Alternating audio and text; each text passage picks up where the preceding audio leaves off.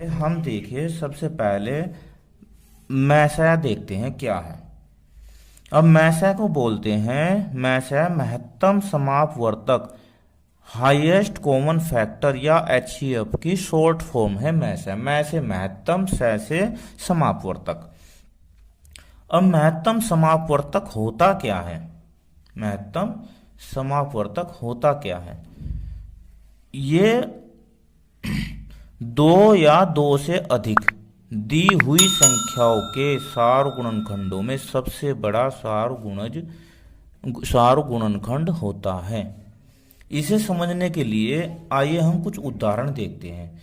जैसे मान लो दो संख्याएं हैं, एक तो 24 और 36। 24 और 36।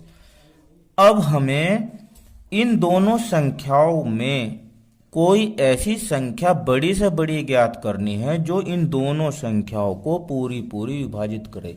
और वो जो पूरी पूरी विभाजित करती है वो ही मैसा होता है, वो ही महत्तम समापवर्तक होता है।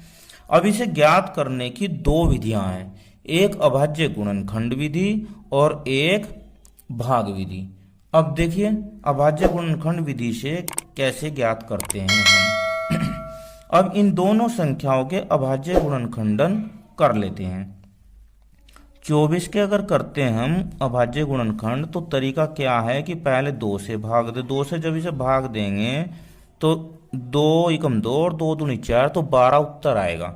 फिर इसे 2 से भाग देते हैं तो 2 छकी 12, 6 उत्तर आएगा। फिर 2 से भाग देते हैं तो 2 तिया 6, 3 आएगा।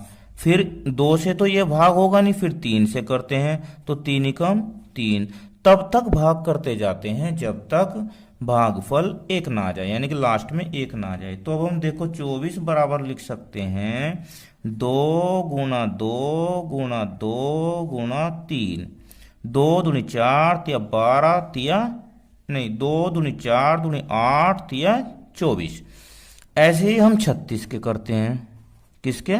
36 के।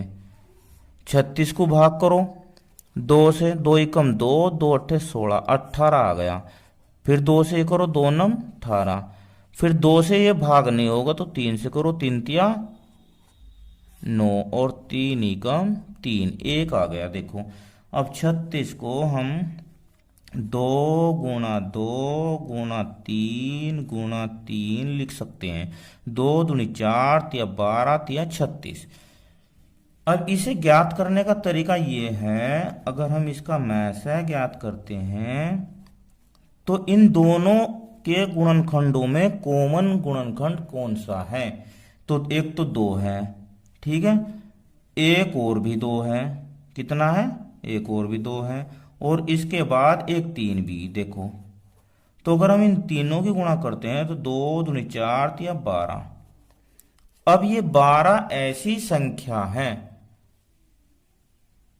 अब ये 12 ऐसी संख्या है जो इन दोनों संख्याओं को, जो इन दोनों संख्याओं को पूरा पूरा भाग करती है।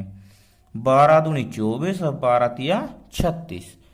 और ये सबसे बड़ी संख्या है जो इन दोनों को भाग करती है। इससे बड़ी कोई संख्या नहीं हो सकती। तो इसे बोलते हैं एचसीएफ, हाईएस्ट कॉमन फैक्टर। ठीक है, अब इसकी भाग विधि देखते हैं। अब इसकी भाग विधि है, छोटी संख्या से बड़ी संख्या को भाग करो। बड़ी संख्या क्या है? 36। तो 24 ही कम 24 घटाया तो 2 गए 2 और यहाँ आया 1। अब इस शेषफल से हमें इसे भाग करना है 24 को। तो 12 दूनी 24, जोन सी संख्या पूरा पूरा विभाजन कर दे वही उसका मैसा कहलाता है। तो मैसा क्या आया? मैसा आया 12। तो अब मैंने आपको इसकी अभाज्य गुणनखंड विधि भी बता दी और ये है इसकी भाग विधि भी बता दी। देखते हैं इस प्रकार मैसा की जो परिभाषा हुई वो है 2 या 2 से अधिक दी हुई संख्याओं के सार गुणनखंडों में सबसे बड़ा सार गुणनखंड इन दी हुई संख्याओं का महत्तम समापवर्तक हाईएस्ट कॉमन फैक्टर कहलाता है। इसे संक्षेप में मैसै या एचसीएफ कहते हैं।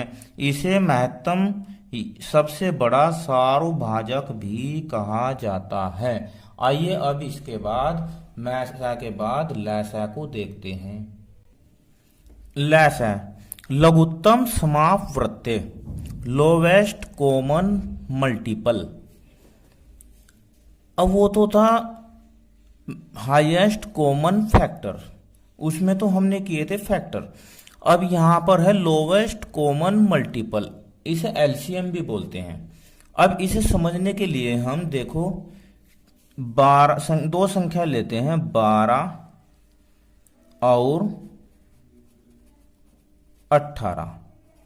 ये 2 संख्या ले लिए। अब मैं लिखता हूं कि 12 और 18 का लैसै ज्ञात कीजिए। क्या कीजिए? लैसै ज्ञात कीजिए।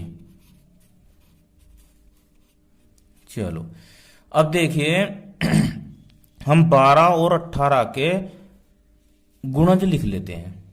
क्या कर लेते हैं? गुणज लिख लेते हैं। देखो 12 के गुणज क्या होंगे? 12 के गुणज 12 एकम 12, 12 दूनी 24, 12 तिये 36, 12 चौक 48, 12 पंजे 60। आगे भी ऐसे ही चलते जाएंगे इसके गुणज। अब मैं 18 के लिख लेता हूं, 18 के गुणज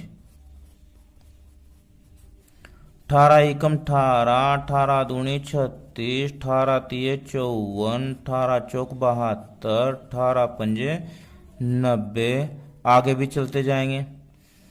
तो इसमें क्या करना है हमें? लोवेस्ट कॉमन मल्टीपल, इन दोनों में सबसे छोटा मल्टीपल यानी कि गुणज कौन सा है जो दोनों में कॉमन है। देखो 12 इसमें है, इसमें नहीं है, 24 इसमें नहीं है, 36 इसमें भी है, 36 इसमें भी है।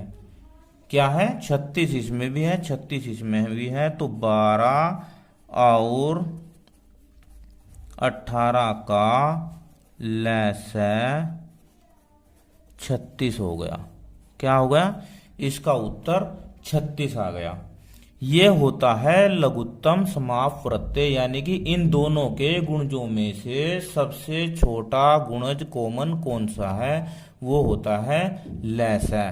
अब लैसै ज्ञात करने का तरीका, लैसै ज्ञात करने का तरीका क्या होता है वो हम आपको अब बताते हैं। ये तो हमने आपका क्लियर कर दिया, समझा दिया आपको, ठीक है। इसके बाद अब लैसै कैसे ज्ञात करते हैं, देखो अब हम ले लेते हैं 2 संख्या लेते हैं, 40 और 48 का लैसै ज्ञात कीजिए। अब देखो 40 के अभाज्य गुणनखंड लिख लेते हैं। 40 के गुणनखंड हम कर लेंगे ऐसे ही, 2 से भाग दिया तो 20 आ गया, फिर 2 से भाग दिया 10 आ गया, फिर 2 से भाग दिया 5 आ गया, फिर 2 से भाग नहीं होगा तो 5 से 1, तो ये आ गया इसका 2 गुणा 2 गुणा 2 गुणा 5। अब हम 48 के भी ऐसे ज्ञात कर लेंगे। 48 के आ जाएंगे 2 गुणा 2 गुणा 2 गुणा 2 गुणा 3। देखो 2 दूनी 4 दूनी 8 दूनी 16 तिया 48। अब इसके बाद इनका जो लैसै ज्ञात करेंगे हम, लैसै के लिए क्या करना है कि दोनों में मैच कितना कर रहा है, 2 1। ये भी मैच कर रहा, ठीक, ये भी मैच कर रहा, बिल्कुल, 3 तो कर रहे हैं मैच। अब इसके अलावा कौन कौन से बचे हैं वे भी लिखने हैं हमें। तो ये 2 हो गए, ये 3 हो गया और ये 5 हो गया। देखो 2 3 5 जो बचे हुए हैं वे भी लिख लेने हैं। आई बात समझ में? जो बचे हैं वे भी लिख लेने हैं, ठीक है।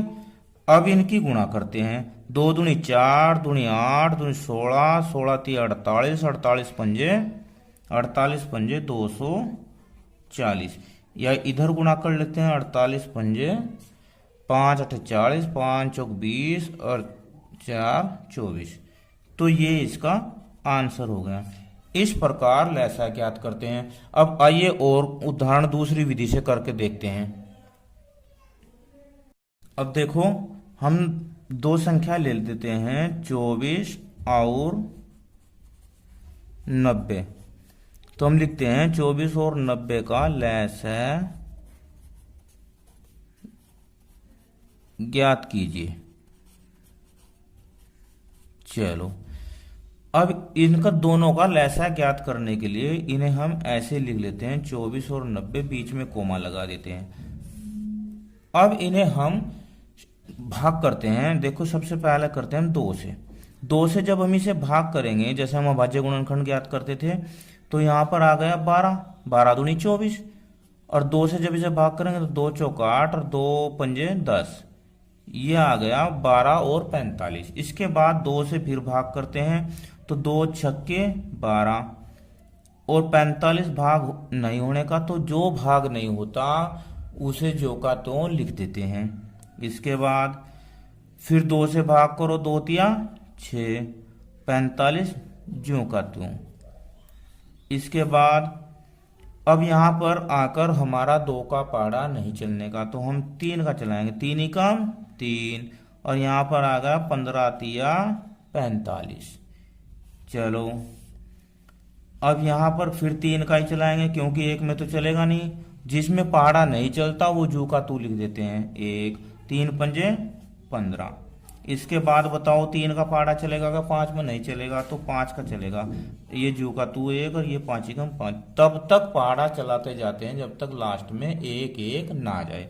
अब इसके बाद यहाँ पर लिखते हैं लैसा। क्या लिखते हैं? लैसा। और ये जो जितनी संख्याएं हैं इन्हें गुणा के रूप में लिख देते हैं, 2 गुणा 2 गुणा 2 गुणा 3 गुणा 3 गुणा 5।